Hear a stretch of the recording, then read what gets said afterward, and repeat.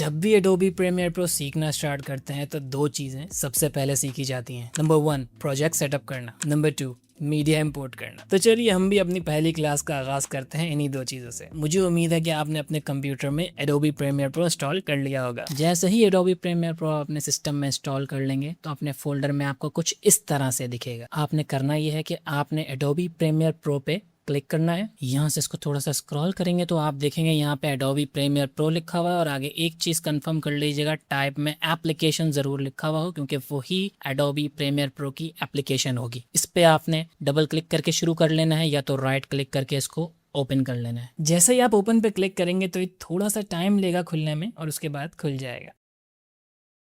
जैसे ही ये खुल जाएगा तो आपके सामने इस तरह की एक विंडो पॉपअप होगी। ये हमारे रीसेंट प्रोजेक्ट्स सारे यहाँ पे आप देख सकते हैं। ये जितने भी आपको दिख रहे हैं ये सारे वो प्रोजेक्ट्स हैं जिस पे मैं पहले काम कर चुका हूँ। जब आप पहली बार एडोबी प्रीमियर प्रो खोलेंगे तो आपको ये सब कुछ नजर नहीं आएगा। आपका इंटरफेस पूरा ब्लैंक आ रहा होगा। उसकी वजह ये है कि आप पहली बार एडोबी प्रीमियर प्रो खोल रहे हैं, आपने इससे पहले कोई काम नहीं किया। जैसे जैसे आप अपने प्रोजेक्ट्स करते जाएंगे वैसे वैसे आपकी भी इसी तरह की रीसेंट हिस्ट्री डेवलप होना शुरू हो जाएगी। आप यहाँ पे लेफ्ट साइड की तरफ एक बटन देखेंगे न्यू प्रोजेक्ट सेटअप करने के लिए आपने इस पर क्लिक करना होगा। इस पे क्लिक कर देने के बाद आपके सामने एक और विंडो पॉपअप हो जाएगी। यहाँ पे आपने सबसे पहले इस प्रोजेक्ट का नाम देना होता है। इसका मैं नाम क्या दे सकता हूँ, क्योंकि क्लास 1 चल रही है तो मैं इसको क्लास 1 कर देता हूँ। और उसके बाद ये लोकेशन पूछ रहा है, आप अपने सिस्टम में किस जगह पे इसको सेव कराना चाहते हैं। ब्राउज पे क्लिक करें, लेफ्ट साइड पे जाके देखें आपका पूरा सिस्टम है। यहाँ पे सारी वो ड्राइव्स आपको दिखेंगे जो आपके कंप्यूटर में है। आपने इनमें से सेलेक्ट करके किसी भी जगह जहाँ भी आप सेव करना चाहते हैं उस जगह पे अपनी लोकेशन सेट कर सकते हैं। ई ड्राइव के अंदर अगर मैं अमेज़ॉन के फोल्डर के अंदर यहाँ पे एक न्यू फोल्डर बना दूं और इसको कर दूं क्लास 1, तो ये यहाँ पे न्यू फोल्डर बना के इसको मैं सेलेक्ट पे क्लिक कर दूंगा तो ये यहाँ पे सेव हो जाएगा प्रोजेक्ट। देख सकते हैं अब यहाँ पे वो जगह आ चुकी है। नीचे आइए, यहाँ पे देखें रेंडरर क्या होता है। यहाँ पे आप देख सकते हैं दो ऑप्शंस आ रहे हैं हमारे पास। पहला ऑप्शन जो है वो जीपीयू एक्सेलरेशन क्यूडा। ये ऑप्शन आपके पास जब अवेलेबल होता है जब आपके कंप्यूटर में ग्राफिक कार्ड लगा हुआ और इसको सेलेक्ट करने के बाद वीडियो एडिटिंग के दौरान प्लेबैक बहुत ही अच्छी हो जाती है। यानी आम अल्फाजों में सॉफ्टवेयर के अंदर वीडियो बहुत स्मूथ चलती है। अगर आपके पास ग्राफिक कार्ड आपके सिस्टम में मौजूद नहीं है तो ये ऑटोमेटिकली ये सेकंड वाला ऑप्शन जो कि सॉफ्टवेयर ओनली है इस पे सेलेक्ट हुआ होगा और इसको आप चेंज नहीं कर सकेंगे। यकीनन जब ये सेलेक्ट होगा तो आपको वीडियो एडिटिंग के दौरान प्लेबैक की परफॉर्मेंस बहुत ज्यादा अच्छी देखने को नहीं मिलेगी। प्लेबैक में आपको बहुत ज्यादा लैगिंग भी देखने को मिल सकती है और वीडियो का एक्सपोर्टिंग टाइम भी बहुत ज्यादा हो सकता है। लेकिन अगर आपके पास ग्राफिक कार्ड नहीं लगा हुआ और यही ऑप्शन सेलेक्टेड है तो कोई मसला नहीं, इसी के साथ आप अपना कोर्स कंटिन्यू कर लेना। इसके साथ आपकी परफॉर्मेंस तो थोड़ी कमजोर होगी लेकिन एज अ बिगनर काम चल जाएगा। लेकिन जब आगे चल के प्रोफेशनल एडिटर बन जाओ तो ग्राफिक कार्ड लगा लेना क्योंकि वो फिर तुम्हारी जरूरत होगा। नीचे देखें यहाँ पे टाइम कोड लिखा है, इस पे क्लिक करें। देखें इसमें मल्टीपल ऑप्शंस हैं, आपने इनमें से किसी को छेड़ना नहीं है, आपने इसे टाइम कोड रहने देना है। और टाइम कोड क्या होता है अगली क्लासेस में बहुत ही ज्यादा डिटेल समझाने वाला हूँ, so don't need to worry about. नीचे आप जैसे ही आएंगे तो देखेंगे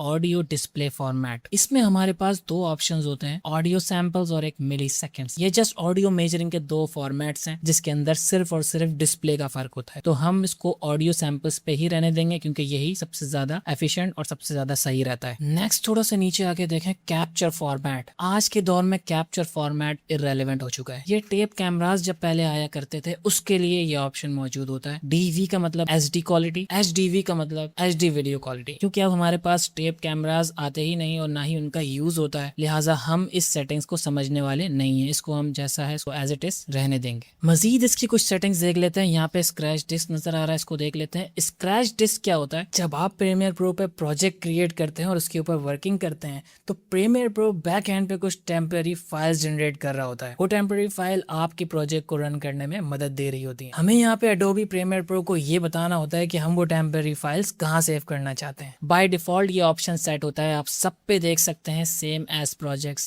प्रोजेक्ट, सब पे यही लिखा हुआ है। मतलब ये है कि तमाम टेम्पररी फाइल्स जो जनरेट होंगी ये उसी जगह पे सेव हो जाएंगी जहाँ पे आपकी प्रोजेक्ट फाइल मौजूद है। जो हमने शुरू में अमेज़न क्लास 1 के अंदर लोकेशन सेट की थी, ये सारी फाइल उसी के साथ उसी सेम लोकेशन पे सेव हो जाएंगी। तमाम प्रोफेशनल एडिटर इसको सेम एज प्रोजेक्ट ही रहने देते हैं। लेकिन अगर आपकी कोई स्पेसिफिक रिक्वायरमेंट है और आप चाहते हैं स्क्रैच डिस्क की तमाम टेम्पररी फाइल किसी स्पेसिफिक फोल्डर में जाके सेव हो जाए तो आप एक एक करके इन सब की लोकेशन भी सेट कर सकते हैं। लेकिन मेरी तरफ से ये रिकमेंडेड नहीं है, आपको इसको सेम एज प्रोजेक्ट ही रहने देना चाहिए। इसके बराबर में लास्ट इंजेस्ट सेटिंग्स मौजूद है। इंजेस्ट सेटिंग्स बिगनर्स के लिए सीखना जरूरी नहीं है क्योंकि ये एक एडवांस लेवल की चीज है। इसमें होता ये है कि आप जब भी कोई फाइल प्रीमियर में इंपोर्ट करते हैं तो प्रीमियर उस फाइल को ट्रांसकोड या कॉपी करता है आपकी इंस्ट्रक्शन के मुताबिक। इस वक्त ये डिसेबल हुआ है तो आपने इसको डिसेबल ही रहने देना है। इसको मैं प्रीमियर की एडवांस क्लासेस में सिखाऊंगा और एज अ बिगनर इस वक्त आपको इसकी जरूरत है भी नहीं। तो अभी तक जितने भी हमने सेटिंग्स करी हैं वो तमाम तर मैंने आपको समझा दी। इससे ज्यादा सेटिंग्स हमें करने की जरूरत नहीं होती है। अब हमें यहाँ पे आप देख सकते हैं ओके का बटन है, इस पे क्लिक कर देना है। जैसे ही हमने ओके पे क्लिक किया तो अब हमारे सामने एडोबी प्रीमियर प्रो का एक्चुअल इंटरफेस आ चुका है। हमारी क्लास का पहला पार्ट यहाँ पे खत्म हो चुका है। सेकंड पार्ट में हम सीखेंगे इंपोर्ट मीडिया कैसे करना है। इंपोर्ट मीडिया करने से पहले मैं आपको यहाँ पे हमारे पास 4 पैनल्स दिख रहे हैं, इनको बिल्कुल शॉर्टली एक्सप्लेन करना चाहता हूँ। सबसे पहले यही वाला पैनल जो इस वक्त सेलेक्टेड है इसको एक्सप्लेन कर देता हूँ। इस पैनल को कहते हैं प्रोजेक्ट पैनल या इसको प्रोजेक्ट विंडो भी कहा जा सकता है। इसी की मदद से हम अपने तमाम तर मीडिया को इंपोर्ट करते हैं। ये मीडिया इंपोर्ट होता क्या है आगे जब क्लास चलेगी तो आपको समझ आ जाएगा। इस वाली अगर पैनल को आप देखें तो इसको कहा जाता है टाइमलाइन पैनल। नेक्स्ट जो हमारी क्लास होगी वो टाइमलाइन पैनल से रिलेटेड होगी, उसमें हम इसको डिटेल में कवर करेंगे। टाइमलाइन के ऊपर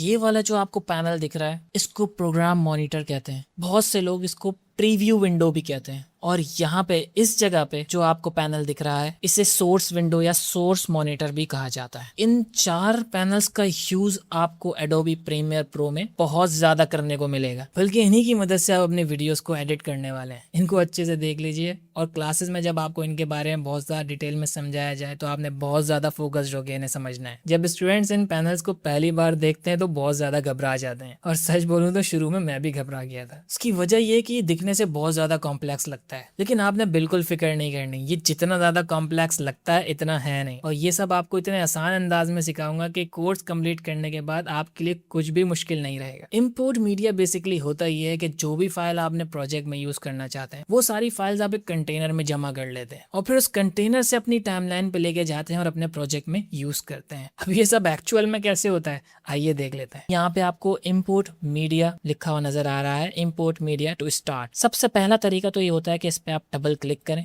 और डबल क्लिक करने के बाद जहाँ से भी आपको अपनी फुटेज लेके आनी है यहाँ पे आप साइड में आप अपने सिस्टम पे मौजूद होते हैं और आप अपने सिस्टम को ऑपरेट करते हुए अपनी फाइल को ओपन कर सकते हैं। जैसे अगर मैं इसको लेके आना चाहता हूँ तो इस पर क्लिक करके ओपन कर दूंगा तो ये मेरी इंपोर्ट हो जाएगी। करके दिखा देता हूँ। ये आप देख सकते हैं ये एक फाइल इसके अंदर आ चुकी है। ये एक वीडियो की फाइल है। इसको मैं जब यहाँ से यहाँ लेके जाऊंगा तो ये मेरी टाइमलाइन पे आ जाएगी। इसको फिलहाल कर देते हैं डिलीट। दूसरा तरीका क्या होता है इंपोर्ट करने का, स्क्रीन पे आप देख सकते हैं बहुत सारी फुटेजेस मेरे पास मौजूद है। इसको आपने जस्ट क्लिक करना है और क्लिक को रखना है दबा के, और जैसे ही आप इसको दबा के रखते हैं तो आप ये देख सकते हैं मेरे क्लिक के साथ वो फुटेज जुड़ चुकी है और इसको मैं जहाँ चाहूँ ड्रॉप कर सकता हूँ। अभी मैंने वो सेलेक्ट की हुई है। आपने करना ये है कि आपने अपने प्रीमियर प्रोजेक्ट पे जाना है। दोबारा प्रीमियर में आने के बाद मैंने अभी तक क्लिक को दबाया हुआ है और यहाँ पे मैं इसको यहाँ पे जैसे ही लाके ड्रॉप करूंगा यानी अपने क्लिक को छोड़ूंगा तो मेरी ये वाली मीडिया है ये यहाँ पे इंपोर्ट हो जाएगी। कैसे देखें मैं करके दिखाता हूँ। जैसे ही मैंने यहाँ पे लाके उसे ड्रॉप किया आप देख सकते हैं वो फाइल यहाँ पे आ चुकी है। इसी तरह मैं मल्टीपल फाइल्स को भी यहाँ पे लेके आ सकता हूँ जितने भी मैं अपने प्रोजेक्ट में यूज करना चाहता हूँ। इवन कि मुझे 5 या 6 या उससे भी ज्यादा मीडिया इंपोर्ट करके अपने प्रोजेक्ट में यूज करने हैं तो वो सारे भी मैं अपने प्रोजेक्ट में लेके आ सकता हूँ। वो कैसे कर सकता हूँ आइए देख लेते हैं। दोबारा से मेरा फोल्डर जहाँ पे वीडियोज मौजूद थी देखें इसको सेलेक्ट करता हूँ मैं, इसके साथ एक इसको सेलेक्ट कर लेता हूँ, एक इसको,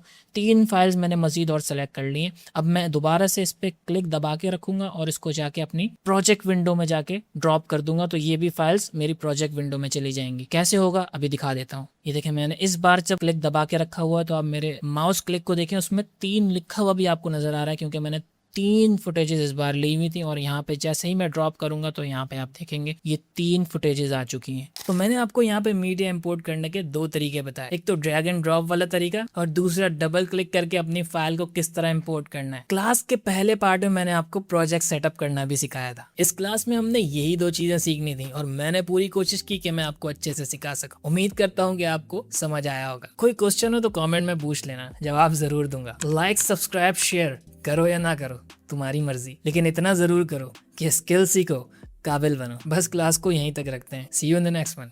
टेक केयर।